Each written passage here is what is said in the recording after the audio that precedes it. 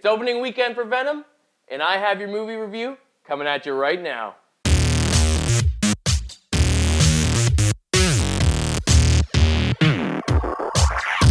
What up, everybody? Welcome to Trailer Park, the movie review show that focuses on the trailers of the movies.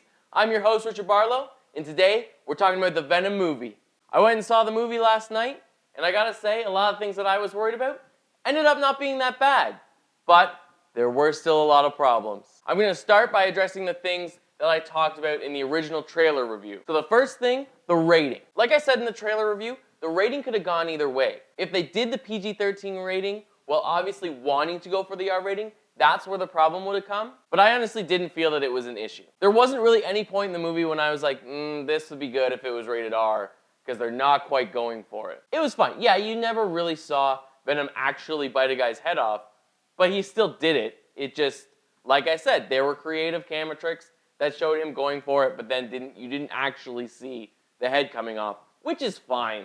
I know there are people that would want to see that, but I mean, it's not necessary. There were a couple times during fights when, yeah, a little more bloodshed would have made it more realistic, but it never really took me out of the movie thinking that I should be seeing more. The main issue I have with Tom Hardy's version of Eddie Brock in the trailer, that wasn't an issue at all in the movie. He was more like Eddie Brock. He was a little more confident. He wasn't this meek little character that you saw in the trailer.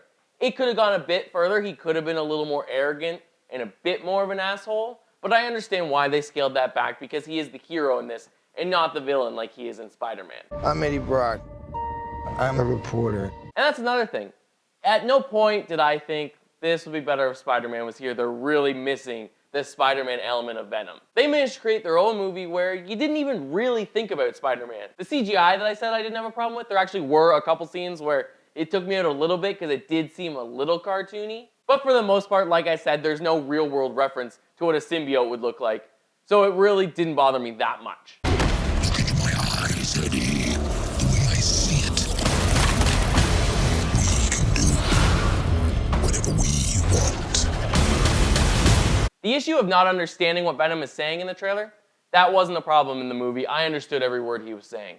So that's good. I don't know if they cleaned it up a little bit after the trailer came out because people were complaining about that, but it didn't end up being a problem at all in the movie. We will eat both your arms and then both of your legs, and then we will eat your face right off your head. Now, where I think the movie falls short, and falls short quite a bit, is in the development. There wasn't a whole lot of character development or even really story development. It honestly seemed like halfway through the movie, because it started out okay, but halfway through the movie it kind of seemed like the writers were just like,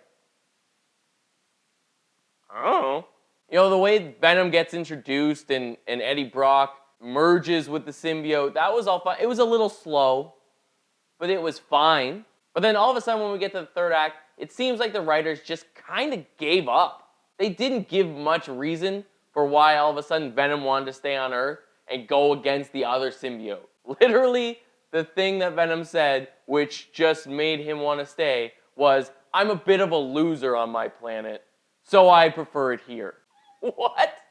And him saying he likes Eddie so he wants to stay with him? That didn't work because the reason he said he likes him is because he's been in his brain, so he knows Eddie now, and that's why he likes him. Well, that's all fine, but we didn't see that development on screen, so we don't care.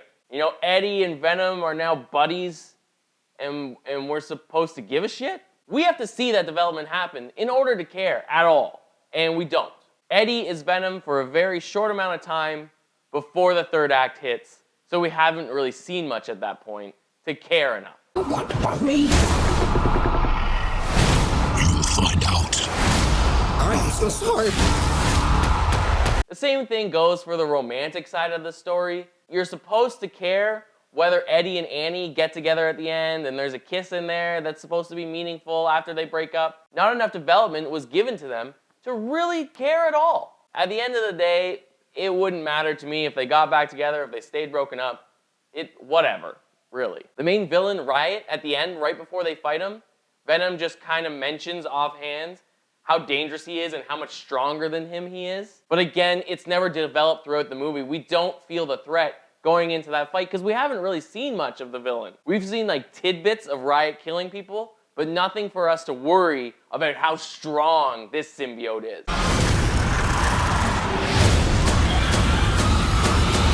So the main problems all throughout the movie are with the development, or lack thereof. And that's a big problem. That's not just something you can cast aside, because your whole movie kind of relies on it. And this whole movie felt pretty short to me. So I think they could have put another half hour in there to make those developments, to make us care a little more about each of the characters, to show Eddie and Venom coming together a little more, and to establish the danger of Riot. But they didn't, so it really falls short. A thing that annoys me retroactively looking at the trailer is there were parts of the trailer that lied to us. Or didn't lie to us, but misled us. A lot of the stuff in the trailer isn't part of the main action, or even the main movie. It's part of the denouement, the ending of the movie, after the main fight already happens, and we're just seeing things calm down. Like the turn the wind speech in the store. That's at the very end of the movie. Sony didn't learn their lesson from The Amazing Spider-Man 2. Like the fight against Rhino, which happens at the very end of the movie, but was a main focal point of the trailer.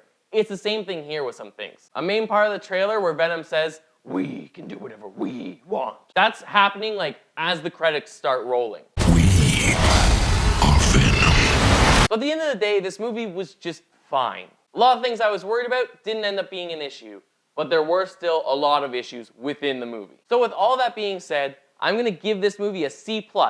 Brings it down a little bit from the trailer, which was at a B. It's not a bad movie, but it's not a good movie. It's just fine. I'd never stop anyone from going to see it, but I'd also never suggest it to anybody. So yeah, that's my thought on the film.